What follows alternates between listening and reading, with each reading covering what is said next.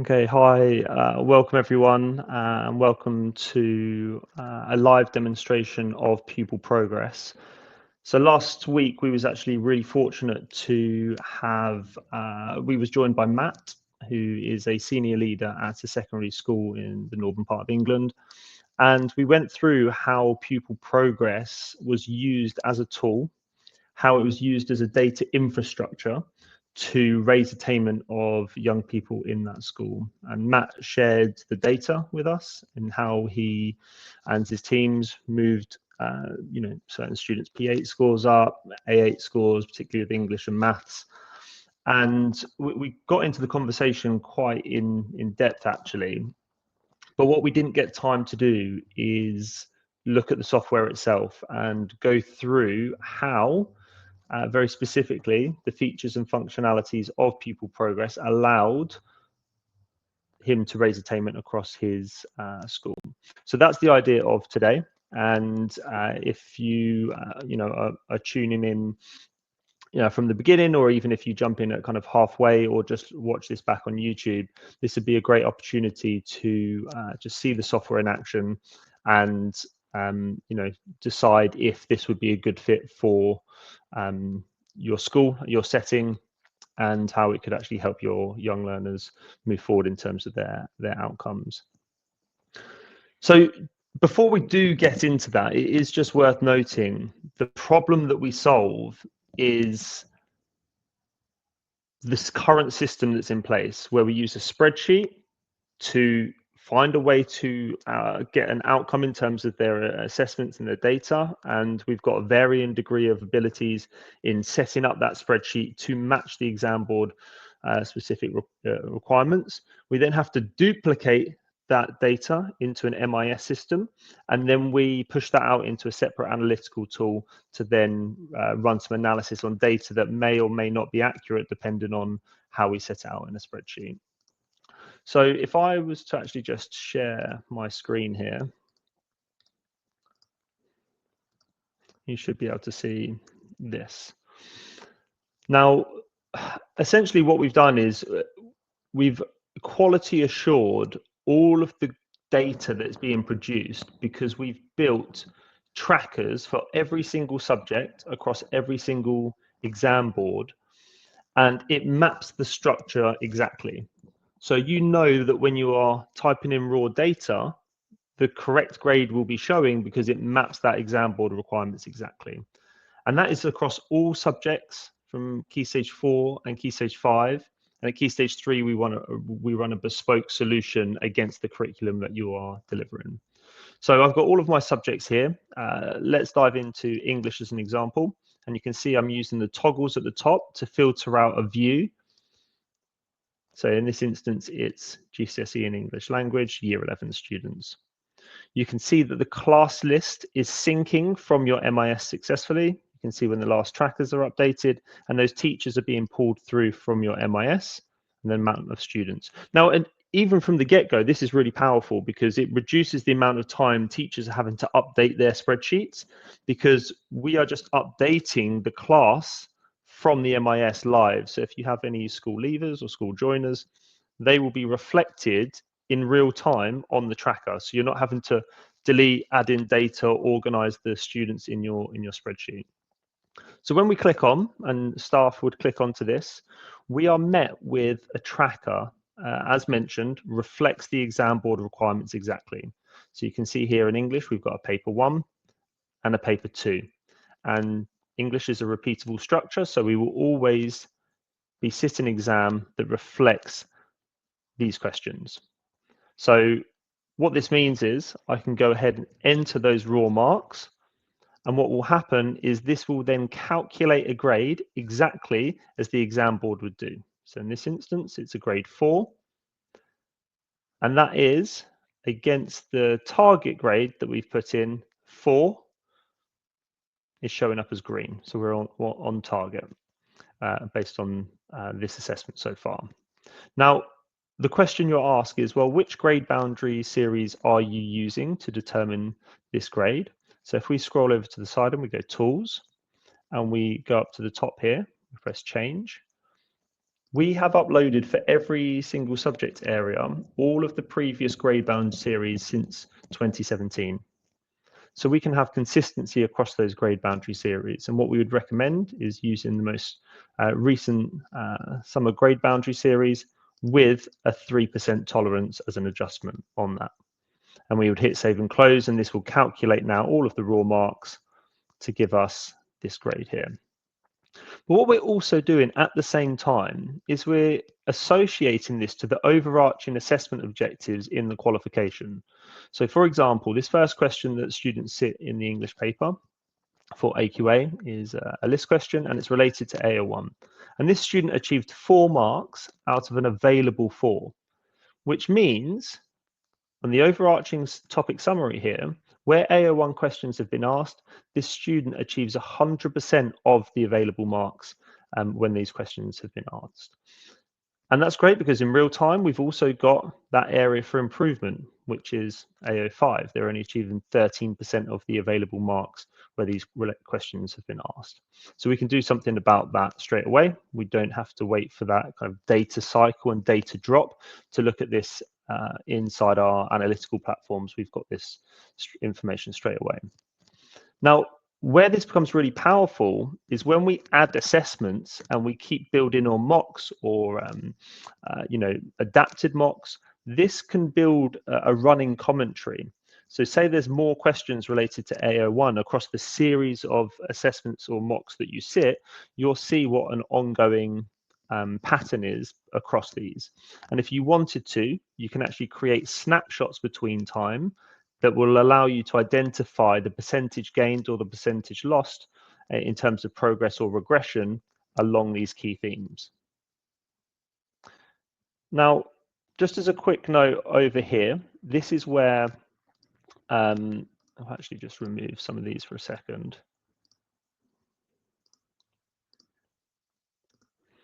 This is where the calculations and that quality assurance piece will come in, because we've got all of the target grades uploaded. So what Pupil Progress actually does is upload all of the target grades for you. And the reason that they're adjustable is we can actually start to adjust these targets to create aspirational targets for students if they are meeting or exceeding their current one. Equally, they can stay the same based on your FFT data or the target set at the beginning of the year based on your Key Stage 2 data. So you can see here 38 marks have been achieved out of a possible 80. There's no marks or no mocks that's been sat for paper 2. So that is 38 out of a total of 160. What we're saying is we do have data that indicates a trajectory. And we can use this information alongside the qualification structure to provide a scaled average score. So in this instance, because it's 50% weighting for both units in English, we've doubled the 38 to give us 76 marks out of a 160, and therefore is on track to achieve a grade 4 in this subject area. Now, the key bit is across here, just give this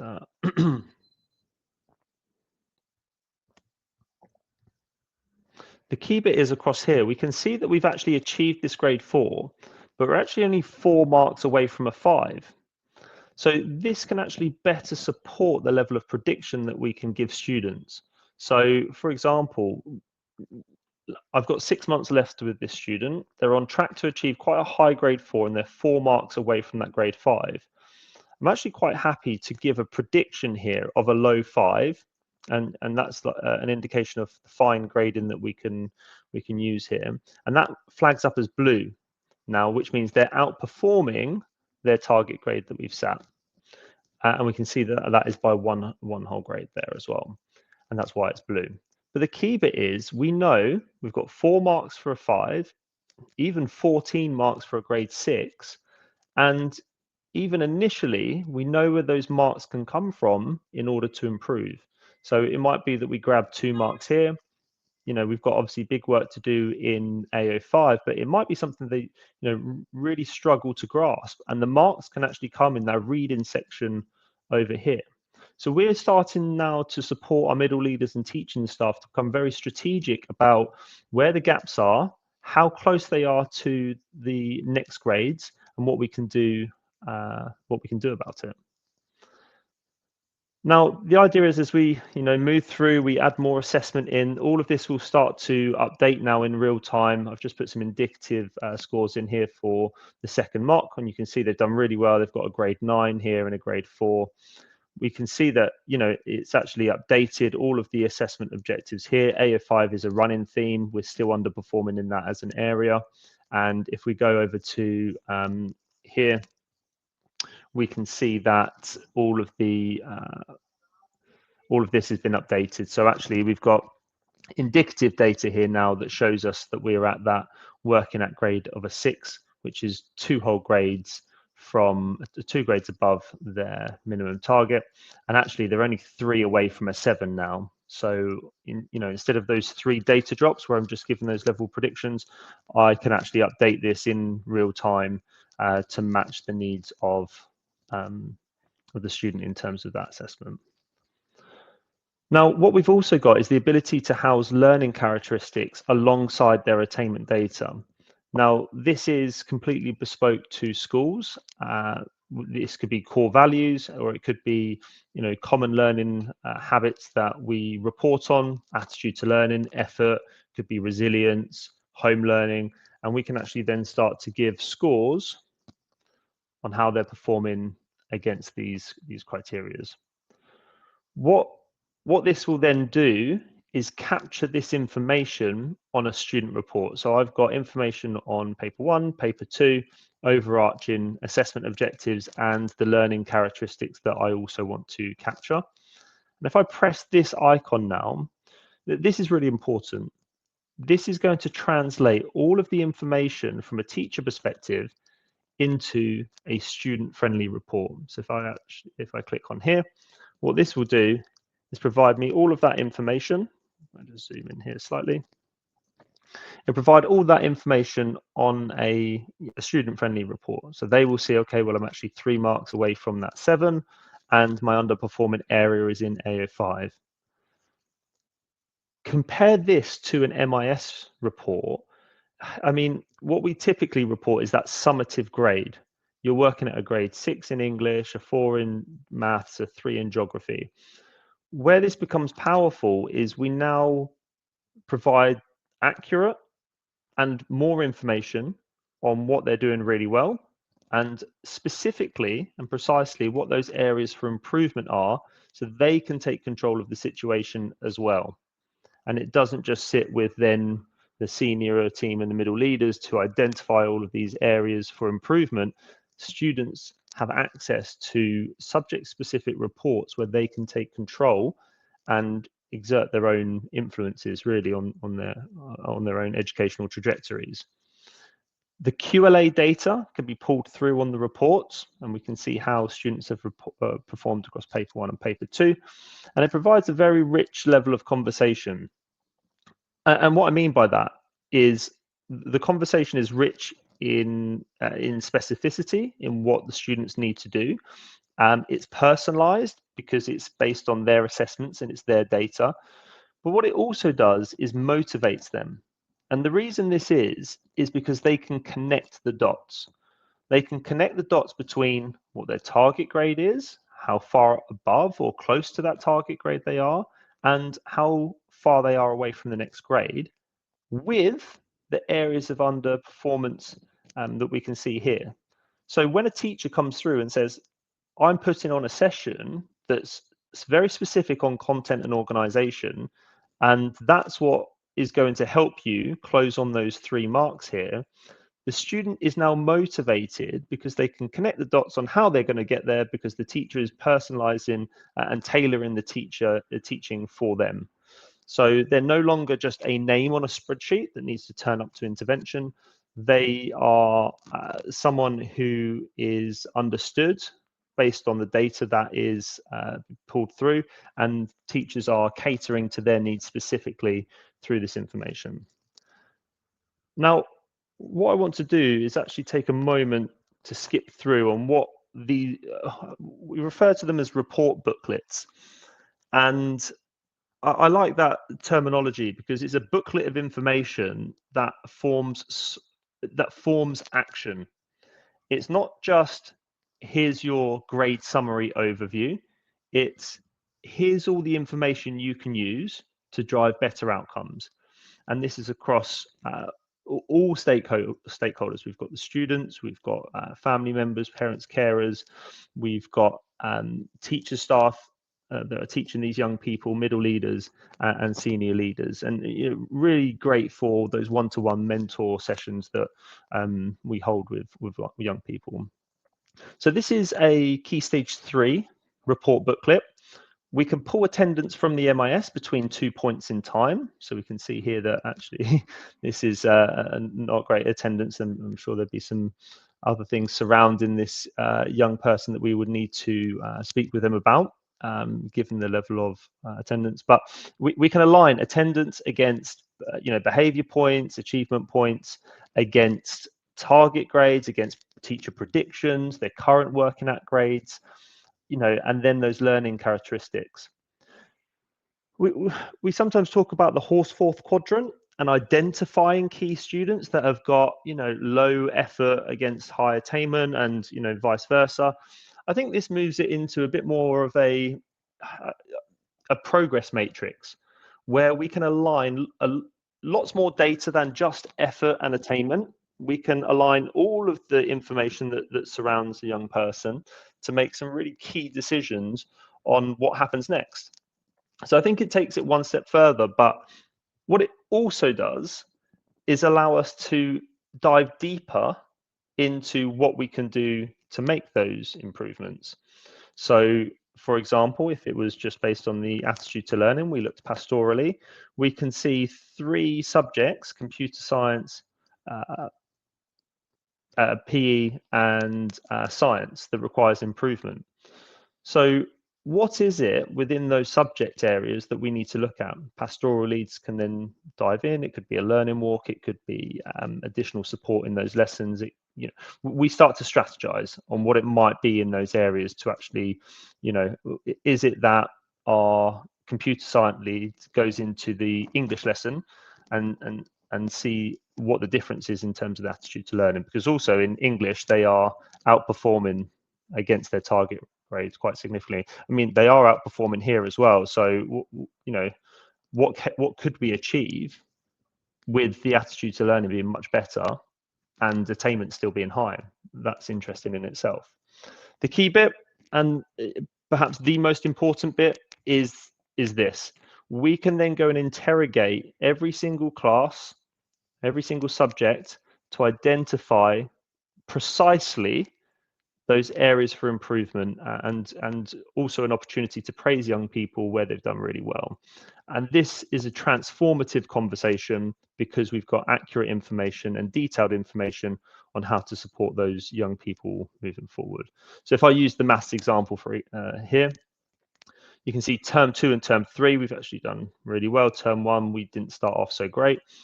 But here, numeracy is a key area. 24% of available marks have been achieved in numeracy. So we're starting in Key Stage 3 in this instance to close those gaps, very early on. And they're also used to this level of reporting before they get to Key Stage 4. I'll quickly browse through. It's the same concept. You get a grade overview from here. So you've got all of the information, and the Key Stage 4 ones are completely aligned with the examination and the spec. All the QLA data can be included or not included. It's up to you. You can actually build your own templates of the reports. Here's a vocational tracker that is just really, really powerful. You can very clearly see the reason we've not got the distinction is because we're missing criteria D2. We've submitted D3 and so forth, but very, very powerful reports. And then a brief look at our Key Stage 5 report booklets. So you can see here again, overview sheet, followed by all of that detailed information that really helps a young person become independent, close their own gaps in learning, understand those strengths and areas for improvement. And this was a key part of driving attainment at the school that we spoke with last week. We spoke with Matt from a secondary school in North England. They implemented these reports to drive that independence with their young people, and actually start to highlight very clearly with them, during their one-to-one meetings, during their revision sessions, where these areas of underperformance are.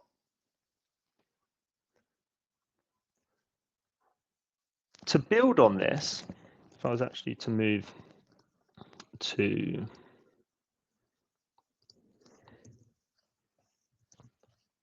let's move actually to this Key Stage 4 tracker here, and let's go to the maths one here. So we've got a bit of work to do in maths here to get our 7. We've got 23 additional marks to meet our target of a 7. We've already highlighted, we've pulled out those areas of strength. We've also pulled out 5 progress opportunities for this young person. Now, what teachers can do on their trackers that I was showing you is upload the learning resource they want for this student to learn. So I, as the teacher of Heston Martin here, can upload learning resources on compound units, on scale factors, on growth and decay, and they will then be able to click on the app and be redirected to these learning resources in order to close those gaps in learning. And I facilitate that. I can do my interventions, I can do my reteach lessons, and I can also upload these learning resources to the app, and the student can see this report digitally and then go on and close their own gaps in learning.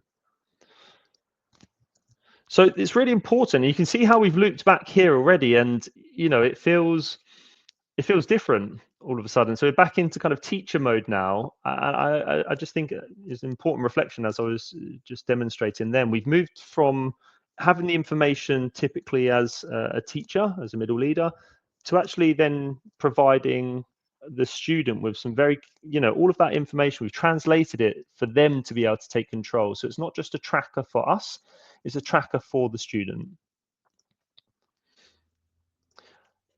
I'm going to filter out English, year 11 again, and show you a tracker when we have more information inside.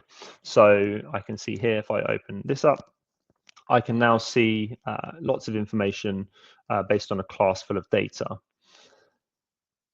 So what do we do from here? How would we use this to then start to identify those gaps? Which students do I want to work with, and so forth? So immediately what I can see at the top is this average bar. And we can see that, well, across my class, I can see that there's an average of 2 marks being achieved out of a possible 4.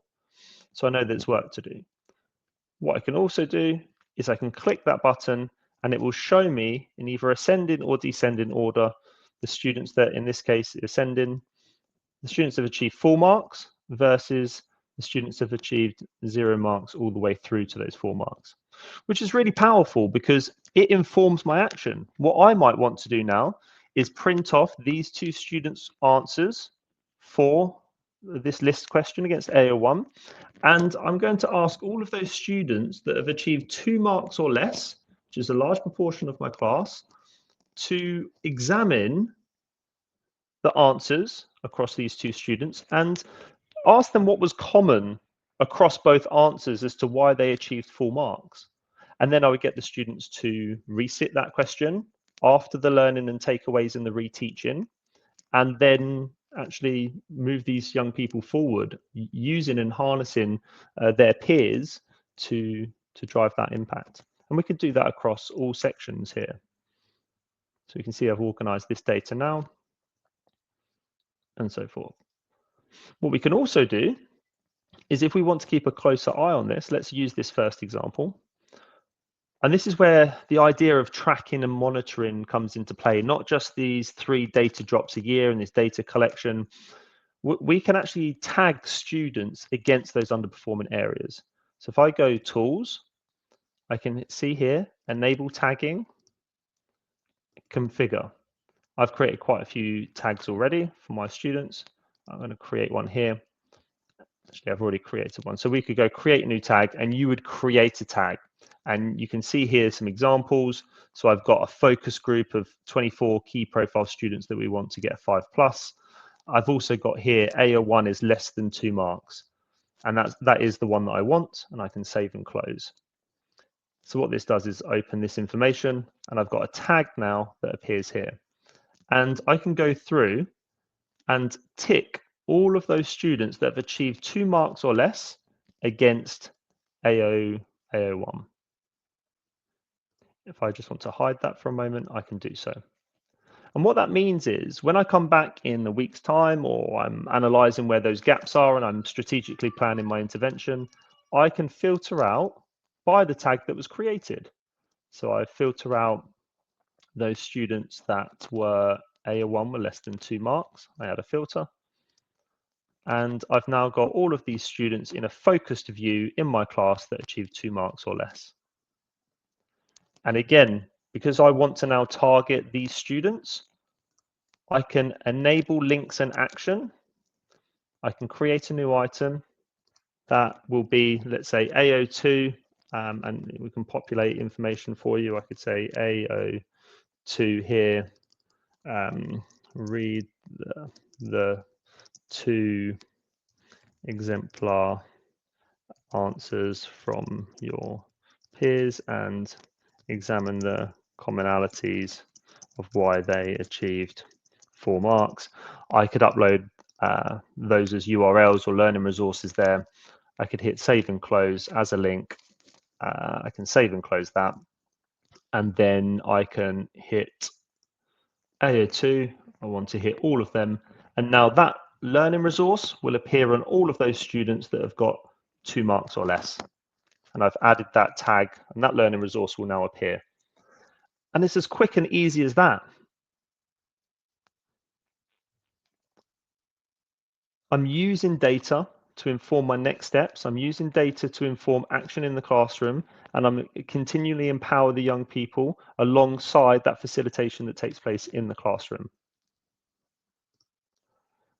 Let's look at this, and again, this is how we raise attainment. This is how we close gaps in learning and drive attainment. I'm just going to remove, and you'll notice, as a quick side note, all of the tools and functionality are purpose built for educators. This is very, very different than a spreadsheet. A spreadsheet has lots of tools and functionalities that are not relevant, that we do not need to use as educators. All of this is purpose built for educators to track and monitor effectively.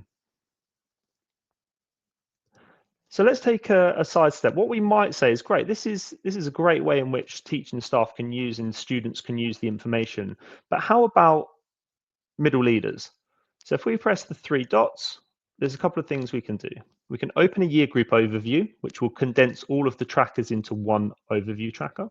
And we can open subject analytics. So if I click here and press show analysis, this will now share with me as the middle leader all of my headline figures, all of the information I need to make good decisions about how I move young people forward in my subject area. Again, worth noting, we're talking about transactional activities versus transformational activities. Transactional, and I remember this as a head of department, I used to have to pull all of this data together. I had to get all my headline figures together. I had to run complex formulae in spreadsheet, and I had to get it into a place in which I could report to my senior leaders in the first instance, which is transactional by nature. It doesn't equal student progress. It just means that what I'm doing is to be able to report on it. With Pupil Progress, we've reduced that transactional time because we've given you all of the information immediately. And now I'm starting to focus on the transformational work, which is, well, what do I do about this? So what do I do about the 23% of students that are 1 grade away in 11X English 2? What do I do about the 11% when we need to be at 29% in terms of grade 7s in my cumulative data? What do I do about my higher attainers that are 39% off target or 1 grade away? So using this information, this gives me a direction to head to with the trackers, because this is really important. It's good summative information, but having this information alone, I can't make the decision I need to, which is what do they need to learn? And that's a key question to ask ourselves. Great, we've got all of this data. And this is where, again, we use top-end analytical tools to identify, key groups or kind of, key students that we could work with. But we can't tell from that tool what they then need to learn. We have to go back, we have to go to teachers, it's disconnected. We might have forgot by that point because the data drop was too long. So here now is very simple. What we can do, using this information as direction, we can go back to the tool of Open Year Group Overview, which will pull through. I'm just going to remove any tags that are showing there. And let's just open paper 1, for example. This will pull through all of the data from all students across those 3 classes. And I want to filter out those students that are prior attainment is high, add a filter, and compared to their target grade are working 1 grade away, add filter. So now what I've got is my higher attaining students that are working here. You can see that their average unit grade is a 4. They're both targeted with a 5. There might be questions there on if we need to become more aspirational if they're a high attaining student, but let's see. So we're 1 grade away from them. From there, 1 student is 7 marks away over there. Okay, so let's look over here then. So we've got 0 marks out of a possible 4, but this student's achieving 2. And we can start to tell already that the learning required is different for both of these students. And this is what we mean by precise teaching. I can use my analytics to identify key groups of students, and then most importantly, understand exactly where those gaps are to drive the progress, knowing that the gaps might not be the same, even though they're in a similar demographic or a similar cohort. So I know what I would need to do with these students.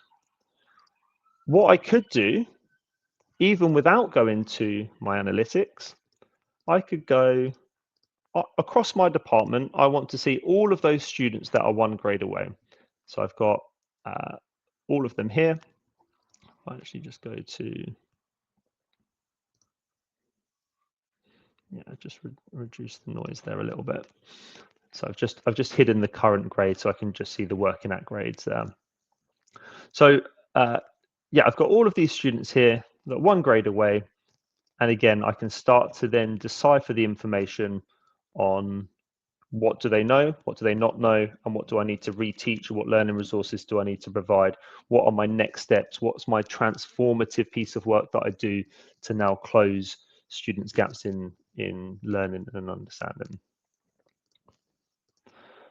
Where this filters more top level, so we've kind of looked from a student perspective, from a teacher perspective. We've explored the middle leader tools there and how we would use that to inform our curriculum delivery and so forth. This pulls together now at a more top level in the overview of grades across all of the subjects and the Key Stage 4 grade analysis. So if I go grade summary, press continue, I will now see, I'm actually going to remove the tagging, which is enabled there as well. I can see here, obviously I haven't got as much data as this would be showing, so you would see a much more comprehensive data set. I can see all of the grades being pulled through for each subject area, RAG rated against their target grades. So you can see across here which students are doing really well, which students are on target. You can just zoom out slightly. We can start to see all the information being pulled together. And again, I could filter out all of those students compared to their target grade in English language is 1 grade away, add a filter, and I've got all of those students here. I could do who's achieving a U3 in maths, but a 4+ in English, so I know which students need to target into maths intervention. This is also, again, reducing that transactional workload where we can download the data as an XLS and bulk import it into your MIS. I would challenge if we even need to do that. The historical reasons for moving data into an MIS is so that we have something to report to parents and also to push it into an analytical tool. But actually, if you've got analysis inside the software already, maybe we don't need to do that. If you needed to, you can still download this as an XLS and push it into the analytical tool if that's what you require. And if you still wanted to push it into the MIS, you can do exactly the same. I wonder if there's an opportunity to reduce that as an admin burden and actually just have the pupil progress reports, which are far more in detail, far more specific, personalized, and more impactful than an MIS level report. And actually the analysis can also be done inside. So maybe we add pupil progress, but we also remove that burden from spreadsheets, the burden from analysis on a top-end analytical tool that middle leaders may or may not remember their passwords to, and also, the MIS report creation is null and void because actually it's just been done for us automatically and live, for us. So there's lots that can be done here. We can also again, look across the breadth of subjects and see the average at the top to see which subjects may need some more allocation in terms of resource, and we can start to provide strategy from here. We'll look back quickly to the Key Stage 4 grade analysis, and from here, this is where, again, I'll remove the tags that I've previously uploaded. We've got an executive summary. So you've got your P8 unadjusted and adjusted scores. You've got your attainment 8 scores. You can see on the tagged fields here for each student which is being pulled for A8, P8 and EBAC. And all of that is an executive summary at the top here. And then we've broken it down into the pot. So you've got the English and maths element, you've got the EBAC element, and then you've got the open element here too. And we can open those at any time and organize the data to see who is achieving what, when and where, and what's being pulled for this as well.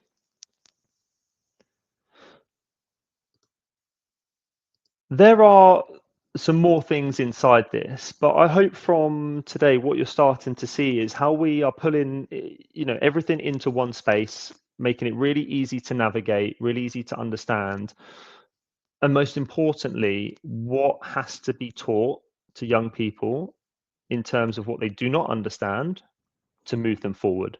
And as we saw last week, that is where we're seeing huge attainment rises through using this platform to be very, very precise with what needs to happen to be retaught, move young people on. A quick note, I won't get into it just yet. You can forecast, so that's where you can manipulate and motivate students, where you can overwrite the data from live tracking. It doesn't affect live tracking to see where students could end up based on new knowledge. And you can compare between two mocks or 2 points in time snapshots, which will show you the difference in how they've progressed or regressed between those 2 points in time. And also worth noting that we didn't cover this before, I'm conscious of time, but if we went into a maths tracker here and we went to add assessment, let's go copy an existing assessment. That was the June 24 foundation paper, copy selected. You can see we have every single past paper for every subject uploaded, pre-built into the system. And you can see the question is tagged against those overarching themes and the marks are there. And again, you can control this. It might not be that you want to sit this. You could just simply remove some questions that are not necessary for this assessment. And yeah, that's fine. You could build out your own customized assessment. So you could say this is my non-calculator paper, it's my adapted mock. Yes, I want to show QLA and report. I want to build up question level analysis, fractions, and I go down here and I click fractions ratio problems is a 10-mark question. However you want. You can build your custom grade boundaries and you can actually manipulate the trackers to suit your assessments, your assessment framework, whilst keeping the quality assurance piece in there. I think that will do for now. I think it's given an overview of the software. Again, we can go much more in detail on this, but it's a first introduction to the system for those of you that haven't seen it before, and for those of you that this might be a reminder for.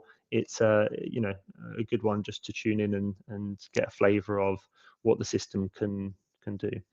So I'll say thanks very much. Also, if you're interested, we've got our summer countdown on now. So for 30 schools only, we upload your year 10 data into these exam board specific trackers. So when you come back in September, you hit the ground running and you're not waiting for that first data drop. You're actually starting to pinpoint some of these gaps very early on. It's open to the first 30 schools only. I think we've had 5 so far that have come on board. I'll be posting about those later. So if you're interested, let us know. We can have the conversation, with book a call and explore what might work for you. But yeah, year 10 data uploaded, enhanced level of discounts across the key stages. So yeah, if you want to have that conversation, let us know. I'm more than happy to jump on the call. Thanks very much, everyone. Bye.